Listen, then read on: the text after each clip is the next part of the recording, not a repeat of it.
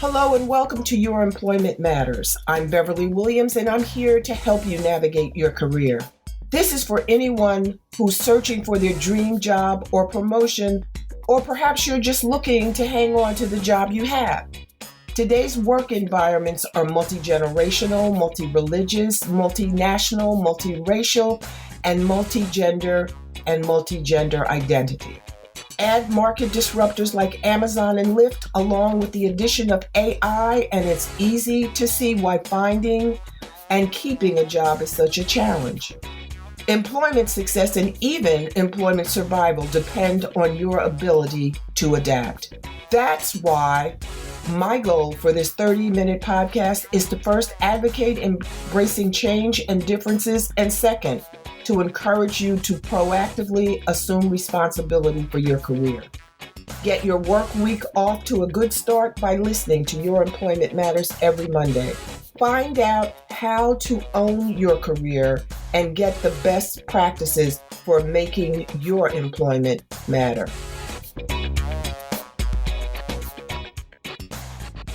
Well, my guest today is Jocelyn King, a Silicon Valley tech startup co-founder and executive, venture capital partner, angel investor, and career growth coach. I did that pretty well, but I'm not going to trust myself to remember all of her accomplishments, so I'm going to read an excerpt from Jocelyn's bio. Jocelyn is a top 10 startup co-founder, Chief Growth and Marketing Officer, speaker, and author who helps women find security and fulfillment in their dream jobs. I like that. That's admirable. I want to get back to that. We're going to stick a pin in that, Jocelyn. You got it. Jocelyn has a decade of experience in successful startup and Fortune corporations, including Intel, where she ran the Global Demand Center. From being previously stuck in the director level for so many years to breaking through the glass ceiling and becoming a Chief Growth and Marketing Officer, and twice named top 20 women to watch. Jocelyn coaches other business women to also become movers, shakers, and glass ceiling breakers. Now, as if that wasn't impressive enough, Jocelyn King has been named one of top 10 women in cybersecurity by Cyber Defense magazine. I got all that out. I mean, I'm impressed if nobody else is, but I'm sure they must be. Welcome, Jocelyn, and thank you so much for joining me today and agreeing to re-record your original podcast. We had some technical difficulties, as happens, and Jocelyn very graciously agreed to return to record another podcast. The reason I asked her to return was because our original discussion was just so chock full of nuggets that I think people, men and women, and that's the other thing, men, if you're listening, if it says it's only for women, you may want to listen too, because there are things that you can learn. There's advice and experiences that women have, that men have, that can be useful to the opposite sex. So keep an open mind. And Jocelyn, again, thank you. Now tell me about this movers, shakers, and glass ceiling breakers. I like that. I'm happy to. And first of all, I just want to say thank you so much, Beverly. Thank you for all that you're doing to help women and men be more successful, live more successful lives. Thank you for your podcast. Thank you for inviting me, and thank you for inviting me back. It's great to be here. I love our conversations. And I just want to say hello to everyone who's listening, because it's my desire, and I know it's Beverly's, that you get some nuggets to take away with that will help make your life more secure, more enjoyable, and more fulfilling. And I'm just so happy to be here. So let me tell you, so movers, shakers, glass ceiling breakers, there is an impressiveness to all bios. They're written for that And, and I did work hard to earn my achievements. But the backstory is I suffered from low self-esteem, lack of confidence, trying to fit in Silicon Valley, I was a woman in management and leadership where I was very much a minority female. Like I'd be in a room of 40 leaders and I'd be the only woman in the room and things like that. And I had to learn how to overcome the fears and limitations that I was primarily putting on myself, but that were also, there are externals, but I put a lot of internal limitations on myself and I needed to learn how to overcome those. And I was stuck at director at 3 different companies for 10 years. And I could not figure out how to I was not successful trying different things at getting to the VP position or to a chief officer position. And when I finally got there, I realized I'd gotten help along the way. I had learned what to do and what not to do. And I'm motivated by my life purpose of helping others, achieve success and particularly helping people who, like myself, weren't born into, a success route. They had to figure it out on their own and be kind of scrappy and learn how to get there. And so I wanted to take everything that I had learned of what to do and not do, bottle it up and make it available. So I started calling myself, once I got the chief officer title and I put it on my LinkedIn profile and my bio, I was like, yes, I finally arrived. But after about 3 months, I was like, okay, I checked that box. And what I was more proud of was the term just came to me, mover, shaker, glass ceiling breaker. And I put that on all my social media under my name. Great. And then I created a movers, shakers, glass ceiling breakers program, an 8-week program that I offer. And the people can sign up for in small groups. And it can get you from point A to point B to break through a glass ceiling. And part of that is external and part of it's internal. What I really help people do is remove the limitations that the external world and predominantly their internal minds are placing on themselves so that everybody can see the options that they really do have and all the ways that they can overcome their fears or inhibitions and get the self-confidence and the self-esteem that they want and need and are craving so that they can live their best lives. But you've been, as Lin-Manuel Miranda says, in the room where it happens. You've been in the room where decisions are made. I have been, yes. An executive. You've been a C-suite executive. You have a lot of information and guidance that you can provide. People don't know what they don't know because why? Because they're just not exposed to it. That you know something, you think you know the way that business works, you know how to be successful, but you may be stepping into a quagmire that is pulling you down as opposed to, propelling you upward. And people don't know. And it may vary from business to business, company to company, executive to executive. It's true. I also do individual coaching. And it's interesting you say that because I was just on a coaching call yesterday afternoon with someone. And I was talking about the fact that, she was doing everything technically right. She was checking all the boxes and doing the order of operation, to get a promotion and everything correct, but she wasn't getting any traction. And I likened it to, make sure you're playing the right game. If you're playing football and everybody else is playing soccer, you're not going to get ahead no matter how good you are. And a lot of times what you're talking about is so true. The subtleties of what are the dynamics. I think, I remember when I first became a manager in my 20s, I was so certain that, well, if I were a manager, I'd run this company this way and I'd do this and that. And I was shocked, not just surprised, but shocked to find out that 80 to 90% of a manager's jobs are things that the employees don't even know about, because a lot of what you're doing are the things that don't get aired. You have, problems to solve. I mean, most of management is solving problems. And you can have, when I was, an individual contributor, I didn't realize that some of my peers were actually problem employees. But when you become a manager and you're having to deal with them, I mean, I had to deal with employees who were literally stealing things from the company, a printer and other things. You have sexual harassment go on. You have Yeah, you have all these things happen. And of course, you can't speak about them, they're confidential, but that's invisible, to you when you're an employee. So what I realized getting into management was what you think is going on isn't always what's going on. And to your point, Beverly, I mean, one of the things that I've been very grateful to have is my background is in marketing and sales. I've managed PR teams at 4 companies in Silicon Valley, large and small, startups all the way through, a Fortune 100.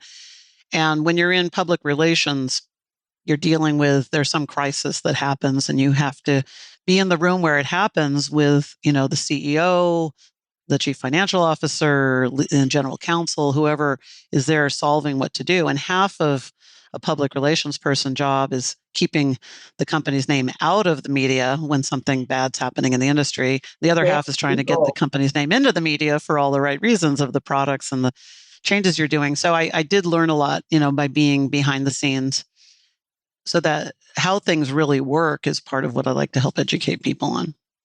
And I think people have an idea of what they think it takes to be successful Mm-hmm. in their chosen field, whatever it is. And some of it comes from the media, some of it comes from watching other people, but a lot of times they're just foundational, I don't know, foundational experience or knowledge Mm-hmm. that forms the bedrock on which people should build. But if you're building on sand, you're not, you Mm-hmm. don't have a strong foundation. You're not likely to be as successful as you would be if you had the building blocks, the knowledge, the foundational information that people like you can provide. Right. And people like me also, because I've Right. had a very eclectic employment journey. I've learned a lot. I made a lot of mistakes.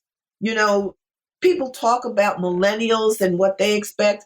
It happens with each generation. Each generation feels that he or she, knows more than the previous generation and they've got all the answers.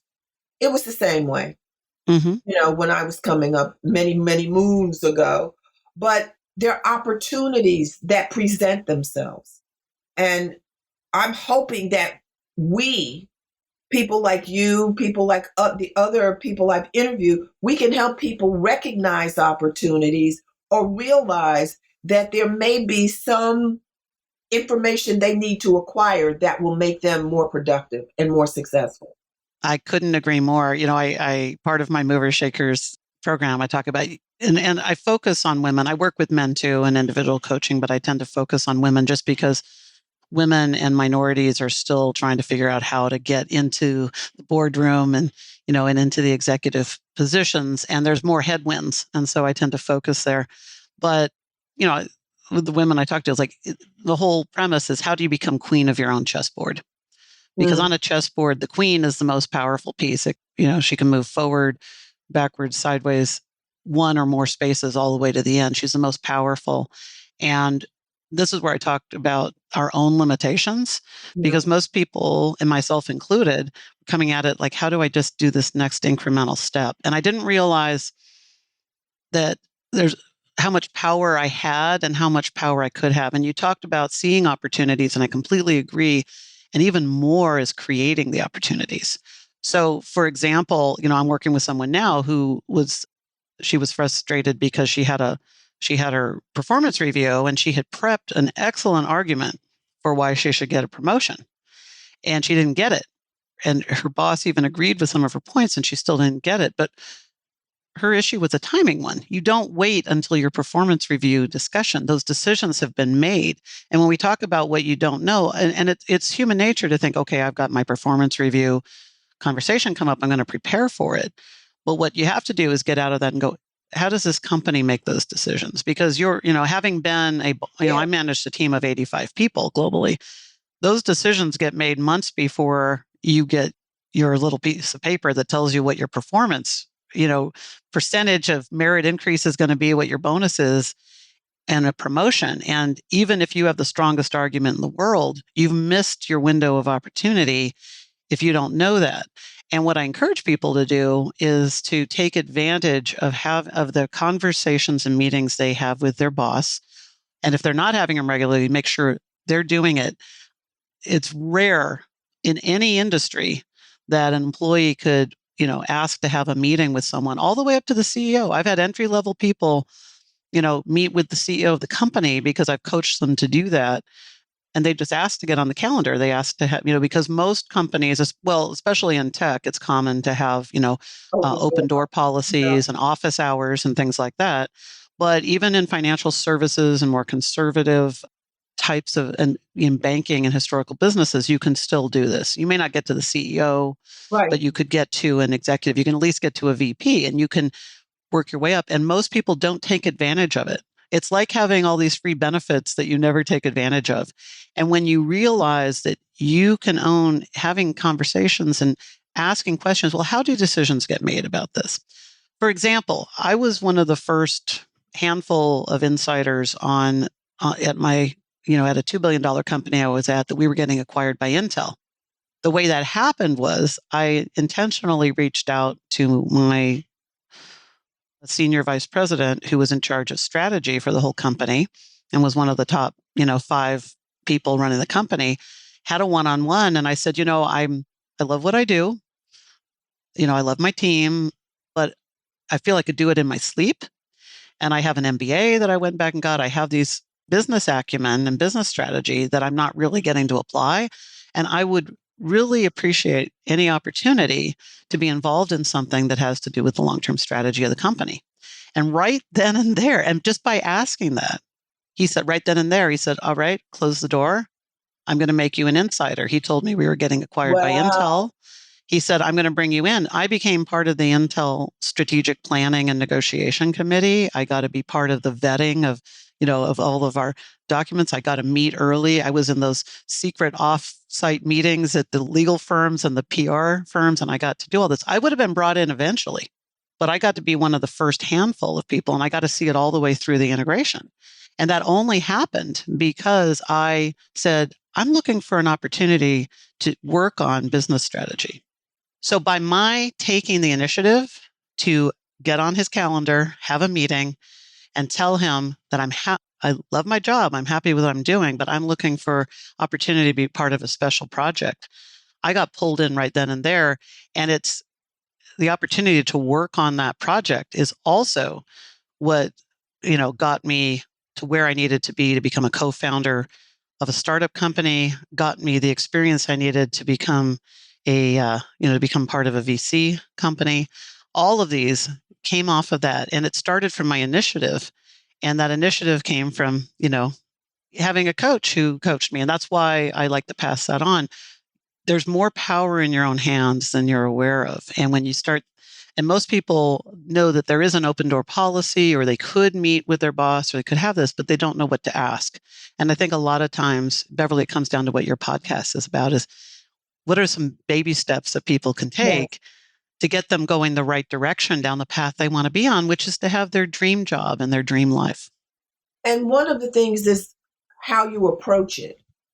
You know, to your point, you didn't walk in and say, I want a promotion. You didn't walk in and say, I like my job, but there must be something else I can do because I'm bored. The way you present or articulate a proposal, a concern, an interest is important because it can contribute, and it does contribute, quite frankly, to how the person on the receiving end of the delivery accepts it and hears it. You want to present yourself and what you're looking for, what your objective is, in a manner that enables it to be well received. And everyone doesn't do that. Correct. That is spot on. And you know what? From the receiving end, when you're a leader, an executive in a company, I mean, I've been at companies with 110,000 employees and stuff. When somebody does this and gets on your calendar and asks intelligent questions and talks about wanting to help out, like, what could I get more involved in? Is there a project going on? you stand out. If you want to be a standout, just the simple act of doing that is going to make you a standout because 99.95% of employee populations don't do that. So you already have established yourself ahead of the pack by doing that. No, you're absolutely right. But having said that, you have to do it right. You have to do it in a fashion that's not overly aggressive, shows that you've given it some thought, and it's not just a knee jerk reaction because you think it's time that you move up, that you have goals. What I recommend is trying to create a win win situation. You're not just thinking about you, you're thinking about the company also. What can you do for the company and what can the company do for you? And if you can create win-wins, I found myself in I haven't been disappointed, let's put it that way. That's well said. Well said. And Hardly. I think you're right. When I have these conversations with people, I think what stands out is that it's human nature to get into an either or way of thinking, of this or that. So it's like I'm either helping the company or I'm advancing myself. And to your point, and people know the term win-win and they know how to do it. What I find that sometimes is missing is people are like, I don't know how to create a win-win. So what I tell people is a good way to create a win-win is just draw 3 circles on a page that all overlap in the center. It's called a Venn And is it a Venn diagram. diagram? It's a Venn diagram. And if people don't know what a Venn diagram is, VENN, you can look it up. But draw a Right. Venn diagram. In the top circle, write all your skills. Those are training you've had, education you've had, things you're good at. What Malcolm Gladwell would say is, where are your 10,000 hours of expertise? So what are you good at? Now, some of those things you may like doing and some of those things you may hate doing. You may cry at the thought of ever having to do them again, but they're your skills and they're the value, they're part of the value that you bring to the world and to a company. In the next circle, draw all the things you love to do. So some people love working with others, talking to people, speaking on stage. Others, that's like they run screaming from the room. They would rather be like, I want to work on spreadsheets on my computer and be left alone all day. I mean, so whatever, there's no right or wrong because there's needs No, for everybody. So exactly. when you know what you love doing, though, just capture those things that you love doing, interacting with people or not interacting with people, working on numbers or working with words, or, you'd rather, you want to work on inventory or working, on something operational, or do you want to work on something creative? What are your interests? And maybe you're not even skilled in them yet, or you're not good at them yet because you haven't had a chance, but they're things you love to do. Write those down. And then in the third one, you're looking, what are the business needs in your industry or your company? And then what you're doing in the center where they overlap is looking at where do those 3 come together?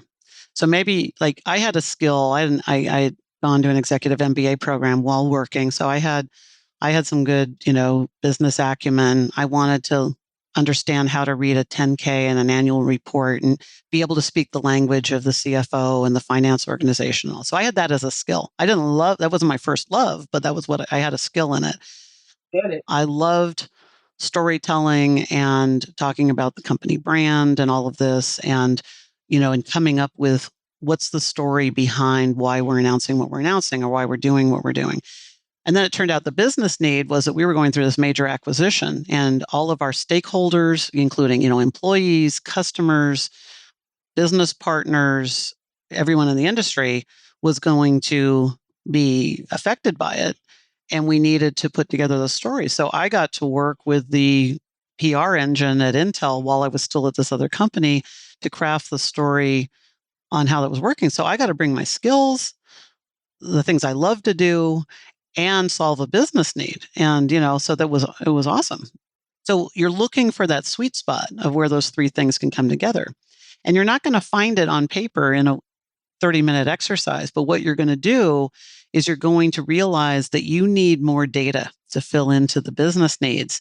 And that starts the questions, putting together a couple of questions that you want to ask when you start having these, skip level meetings or meetings with executives or VPs or, so in things like that. And when you make it clear that you're trying to understand what matters to the business and how the business is run, again, you're a standout. Right. And I'll tell you, back to the Lin-Manuel Miranda thing in the room where it happens. What happens in that room is that executives are solving problems and they're busy. They're already triple booked and they're trying to figure out which employees could they bring in to work on things.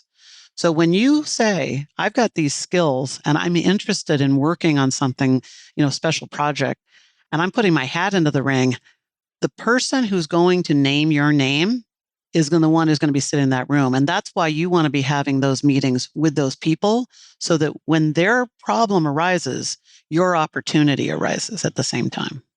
No, you're absolutely right. We're running out of time, unfortunately. But what I want to do is give you the opportunity to talk about what you've been doing, whether you have books, some services that you offer. And if you could just give a couple of, you've already given advice, if you could give some parting advice to our listeners. Absolutely. And I'm happy to. So my advice would be you want to be making sure that you have 3 options for your career growth at any given time. And if you don't feel you have those, then here's my advice of how to do it. If you like your current company and employer, look for a promotional opportunity there. And if it's large enough and you really like your employer, look for 2 of your options there. But always have one on the outside. And the reason that's so important is it makes sure that you're keeping your network current and you're talking to people in your space about what's going on and you're using your LinkedIn connections if that's your business social media of choice. But you want to be maintaining your connections and knowing what people are doing, know where positions are going to be opening. If you apply for a position that's already been posted, it's too late. You actually want to be there where you're helping to define what the position is. They already want you in it before it's posted. You're not going to be one of the 200 people applying for a position that already has the ideal candidate identified. You want to be that ideal candidate before it's posted. And the way to do that is by doing these exercises. And I have some other free resources on my website people can come in and look at. It's jocelynking.com. And I do have my movers, shakers, glass ceiling breakers, resources and program if people are interested. And I do one-on-one coaching. And I do have a book coming out next year, so you can sign up to get a notification on that. But I would love to offer the free resources. And I do some periodic, free events and little workshops online on Zoom that people can join. So feel free to come in, sign up, take advantage of the resources that are there now and sign up to get them as they come out. It's my desire to help everyone who wants to excel in their life and in their job be able to transform. And I'm happy to help in any way I can. Jocelyn, thank you so much. It's probably better, I think, than the first one. We had a good time the first time we spoke. This has just been like a free flow. It's like I enjoy it so much because it seems like we're kindred spirits. We're on the same page and our objectives mirror each other. And that's gratifying because, there are times when I think I'm out here by myself, nobody's paying attention and, people are thinking that they should have a promotion after working at a company for 6 months, and that's a true story. And when I heard that, I just shook my head. I said, you know what? It's not working like that, especially not now, if it ever did, but it sure isn't working like that now.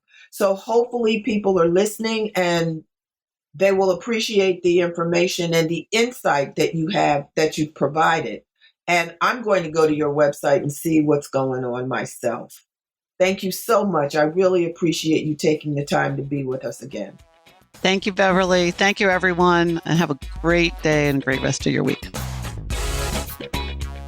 Thanks for listening to Your Employment Matters with Beverly Williams. If you found this podcast helpful, please subscribe and leave a review. I truly appreciate your support, and that helps other listeners find the podcast.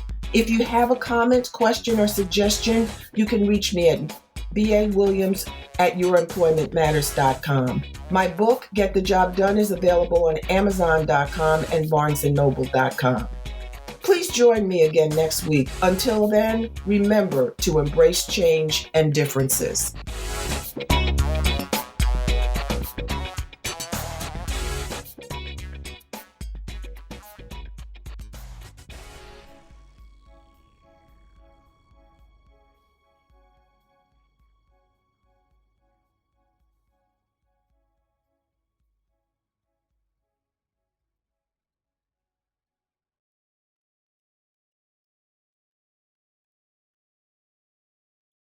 This podcast is part of the Sound Advice FM network. Sound Advice FM, women's voices amplified.